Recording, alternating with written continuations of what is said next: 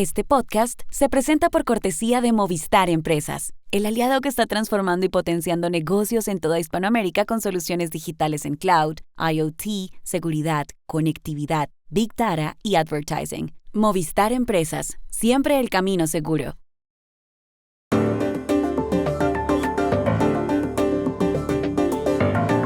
En México hay paro de maestros.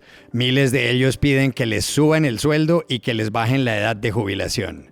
¿Es justo lo que exigen? Estados Unidos suspendió ayer las entrevistas a los extranjeros que piden una visa para estudiar y le canceló más contratos a Harvard.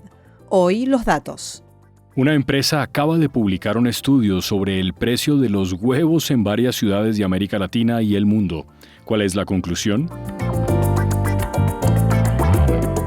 Hola, bienvenidos a Y esto no es todo, el podcast del Georgetown Americas Institute de la Universidad de Georgetown en Washington, D.C. Soy Juan Carlos Iragorri, desde Madrid. Soy Paz Rodríguez Niel, desde Buenos Aires. Soy Jorge Espinosa y estoy en Bogotá. Es miércoles 28 de mayo y esto es todo lo que usted debería saber hoy.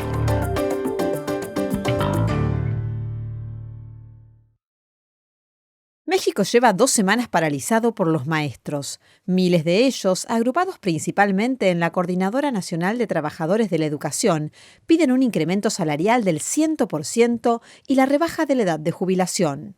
Exigen cambiar la ley del Instituto de Seguridad y Servicios Sociales del Estado, el ISSSTE, de 2007, cuando gobernaba Felipe Calderón. La ley elevó la edad de jubilación por encima de los 60 años. Antes lo que se requería eran 28 años de servicios para las mujeres y 30 para los hombres. El 15 de mayo, la presidenta Claudia Sheinbaum les ofreció a los maestros un incremento salarial del 9% y congelar la edad de jubilación. Muchos siguieron quejándose en la céntrica Plaza del Zócalo, en Ciudad de México y en otros lugares del país, según reportó el diario La Jornada. Claudia decía que todo cambiaría. Mentira, mentira, la misma porquería. Pero no solo eso. Los maestros dijeron además que piensan trasladar la protesta frente al Instituto Nacional Electoral, el INE, justo cuando este domingo se celebra la elección popular de miles de jueces. Eso suscitó la reacción de Claudia Sheinbaum el lunes en su conferencia mañanera.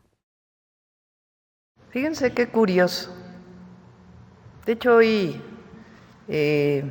plantean ir al INE. Me pregunto yo, ¿qué tiene que ver la demanda de la derogación de la ley del ISSSTE del 2007 con el Instituto Nacional Electoral? Ahora ya plantean lo mismo que plantea la derecha, que hay que boicotear la elección del domingo. ¿Qué tiene que ver la decisión del pueblo de México de elegir al Poder Judicial con la demanda de la derogación de la ley del ISSSTE del 2007? ¿Son justas las exigencias de los maestros en México? Para saberlo, llamamos ayer a la capital del país a Alma Maldonado, del Departamento de Investigaciones Educativas del Centro de Investigación y de Estudios Avanzados, CINVESTAF. Las demandas son injustas si consideramos cuál es la situación de las finanzas públicas en México y dado que no hemos emprendido una reforma fiscal a fondo en este país que haga sostenible mantener un sistema de pensiones como el que está exigiendo la Coordinadora Nacional de Trabajadores de la Educación, que es una sección del Sindicato Nacional de Maestros. En ese sentido, me parece que si bien la presidenta les había prometido en campaña esta derogación de la ley del 2007, como ya lo explicaron, al mismo tiempo se han dado otras demandas y se han dado otras prerrogativas en este momento, como fue un aumento de salario y la modificación de la edad de jubilación, que creo que es el punto nodal que aquí se está discutiendo. En un sentido, los maestros quisieran recortar esta edad de jubilación a unos 53, 52 años, lo cual no es muy realista y no sucede en muchas partes del mundo y no es un plan muy sostenible. Entonces nos encontramos ahorita con un paro de maestros de cerca de 202,000 aproximadamente escuelas, 20 millones, 0.5 más o menos de estudiantes y 1,050,000 docentes que no están laborando y cuyas afectaciones además suceden en los estados de mayor pobreza y con los niveles educativos más bajos.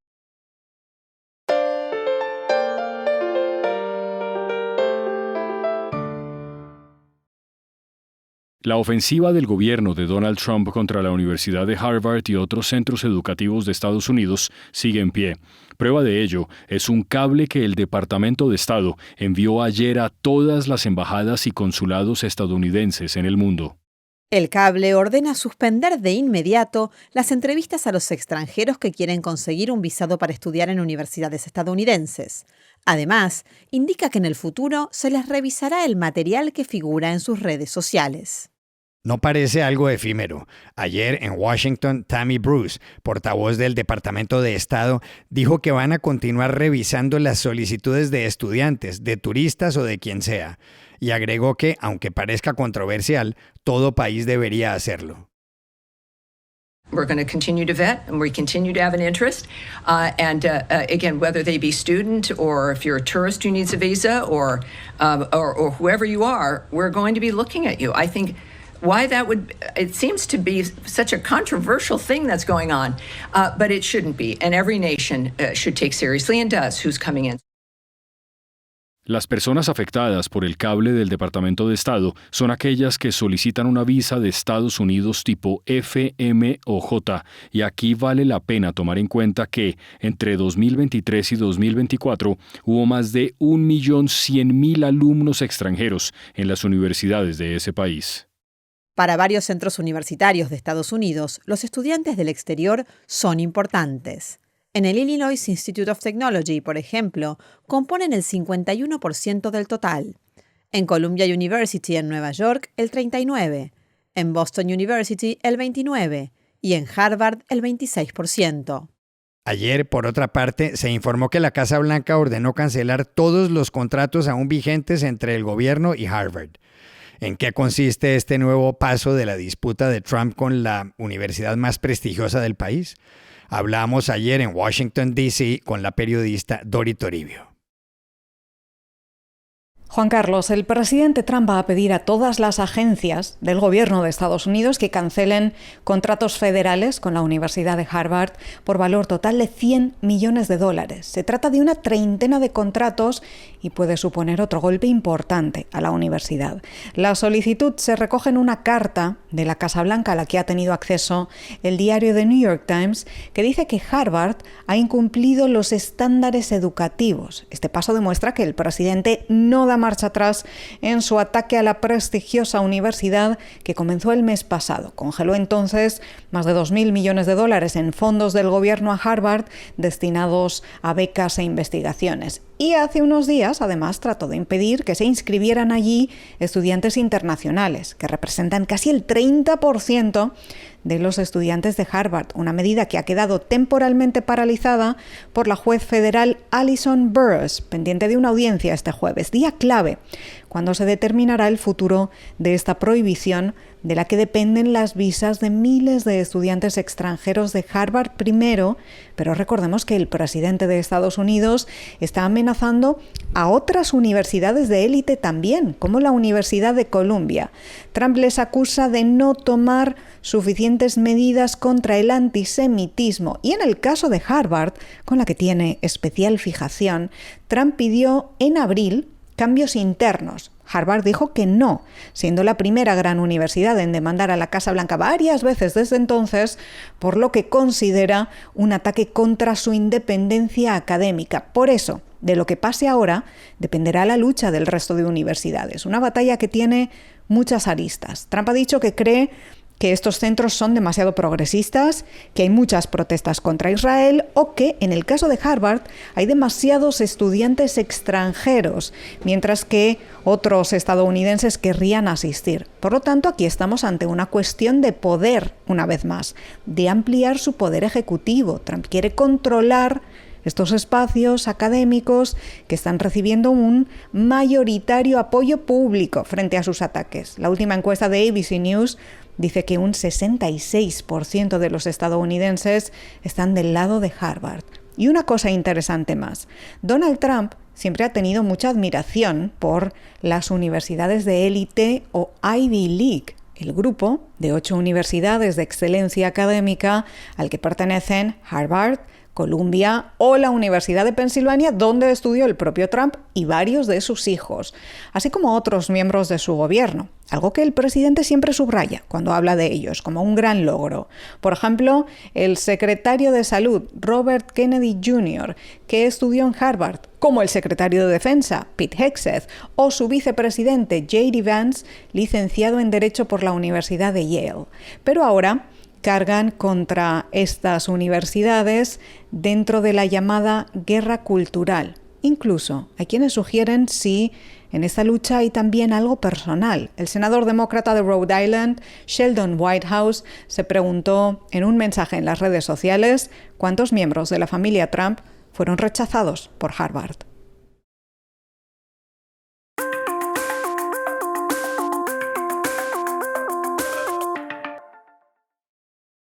Este podcast se presenta gracias al programa de apoyo al periodismo independiente del Grupo Bancolombia, porque una sociedad mejor informada está más protegida.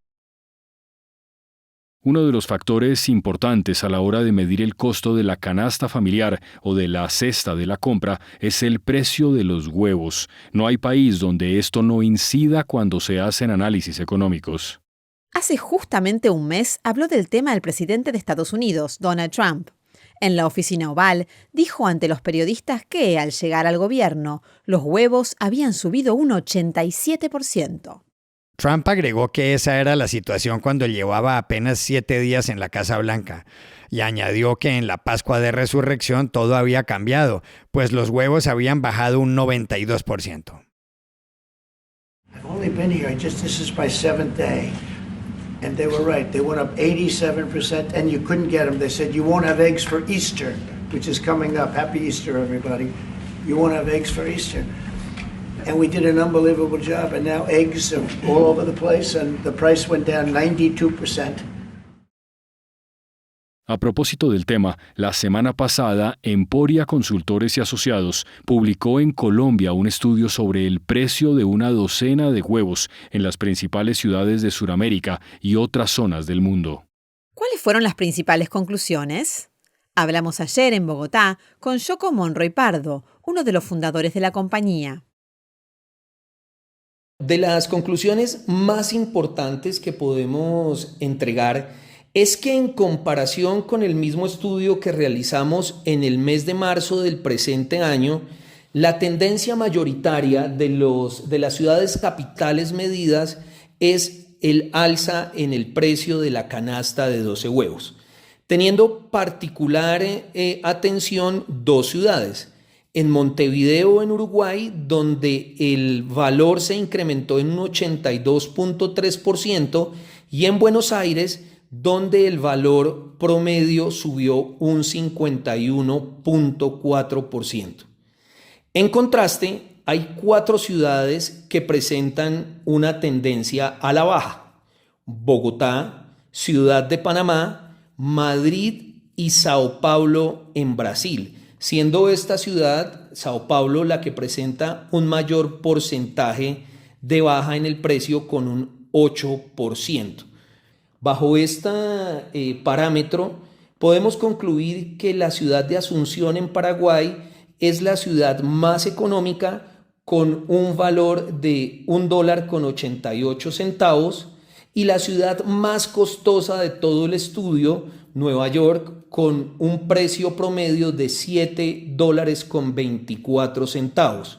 Para el caso de América Latina, la ciudad más costosa sería Montevideo, Uruguay, con $5.5 en promedio. Y estas son otras cosas que usted también debería saber hoy. El presidente de Estados Unidos, Donald Trump, dijo ayer en su red social Truth Social que su colega ruso Vladimir Putin está jugando con fuego al no buscar una salida a la guerra en Ucrania. Por otra parte, el ex primer ministro de Israel, Ehud Olmert, publicó un artículo en el diario Haaretz, donde dijo que su país, gobernado por Benjamín Netanyahu, está cometiendo un crimen de guerra al asesinar miles de palestinos inocentes. Dos noticias de Francia. La primera es que la Asamblea Nacional aprobó ayer un proyecto de ley que autoriza la muerte asistida. El texto recibió el respaldo de 305 diputados y fue rechazado por 199. Ahora debe pasar al Senado. La otra noticia es que el presidente Emmanuel Macron divulgó fotos y videos desde Hanoi, en Vietnam, cogido de la mano de su esposa Brigitte, luego de las imágenes donde ella le daba un manotazo en la cara. Julieta McIntosh, que forma parte del equipo de 3 jueces en el proceso por la muerte de Diego Armando Maradona, fue retirada temporalmente del caso tras comprobarse ayer en Buenos Aires que participaba sin haberlo advertido en un documental sobre el proceso. En la audiencia fue proyectado incluso el tráiler, lo que generó gran impacto. La decisión sobre el futuro del juicio, que incluso podría anularse, está prevista para el jueves. Y aquí termina Y esto no es todo, donde siempre habrá más. En la producción estuvo John F. Burnett. Pueden suscribirse a este podcast en nuestro sitio web y esto no es todo.georgetown.edu, seguirnos en nuestras cuentas de X y de Instagram, @y esto no es todo, y buscarnos en nuestro canal de YouTube. Gracias por oírnos. Chao. Hasta la próxima.